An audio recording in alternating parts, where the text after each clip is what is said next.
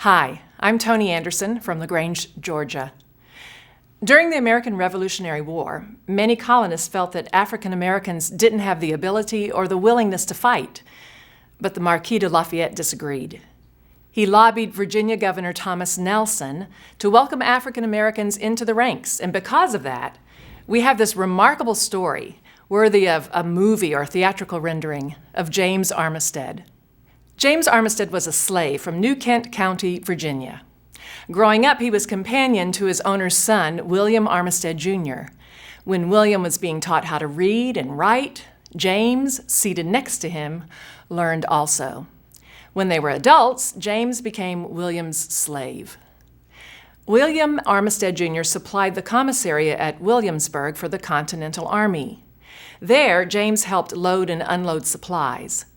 So it was here at Williamsburg that Lafayette first became acquainted with James. He noted that James was articulate, observant, soft-spoken, and intelligent. Lafayette was impressed. Exactly how it happened is unclear, but James volunteered to serve under Lafayette's command. At the time, Lafayette was tailing and harassing Lord Cornwallis's British troops stationed throughout Virginia. Lafayette needed intelligence, and he had an idea.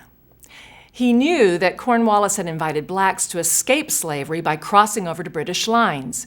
He figured that a black spy could easily penetrate enemy lines, but it would take wits to gather useful information about the British Army and somehow transmit it back to the Americans. Furthermore, why would an escaped slave want to return to the American side? Who could handle, convincingly, this kind of subterfuge? Lafayette knew of only one man, James Armistead. Surprisingly, James volunteered for the task, and thankfully, his owner, William Armistead, Jr., granted permission. So James began penetrating British lines. Of course, once begun, he could have remained behind their lines and under their protection. After all, escaped slaves were promised freedom in return for bolting the American cause. But he didn't. Maybe James didn't want to leave his family. Maybe he thought the British position untenable. Or maybe he saw something in Lafayette that inspired loyalty. We may never know, but one thing is for certain: James didn't bolt. In time, James Armistead reported Cornwallis's plan to fortify Yorktown. This important knowledge enabled Lafayette to strategically deploy his limited forces. And then came a most unusual turn of events. Lord Cornwallis recruited James to spy for him against Lafayette. Imagine that. James Armistead became a double agent, for he could not well refuse Cornwallis.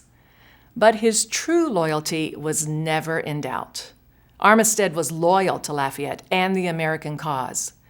James intentionally passed on faulty information to Cornwallis about Lafayette's position and troop strength, and as a result, Cornwallis believed Lafayette's force was greater than it really was. When British defeat was inevitable, Cornwallis surrendered at the Battle of Yorktown, October 19, 1781. Afterwards, he made a cordial visit to Lafayette's headquarters, which was the gentlemanly thing to do. Whom should he be surprised to find there but none other than his own spy, James Armistead? After the war, many Virginia slaves were granted freedom in return for their service as soldiers in the War for Independence. But James Armistead was not, because he had been listed as a spy, and therefore technically was not considered to be a soldier in the ranks. This was indeed a bitter blow. So James began the arduous quest to gain his freedom.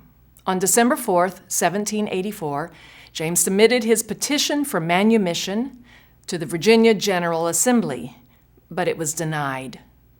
When the Marquis de Lafayette learned that James was still in slavery, he wrote a letter testifying to the essential service James had provided at Yorktown, stating how James had carried out, at his own great peril, the misleading reports to Lord Cornwallis about Lafayette's troops.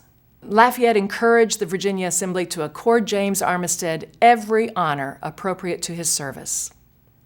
2 years later, armed with Lafayette's letter of endorsement, James Armistead submitted a second petition for freedom, and this time he prevailed. On January 9, 1786, 5 years after Cornwallis's surrender, James Armistead was granted freedom. In grateful appreciation for the help of his French general, James adopted the surname Lafayette.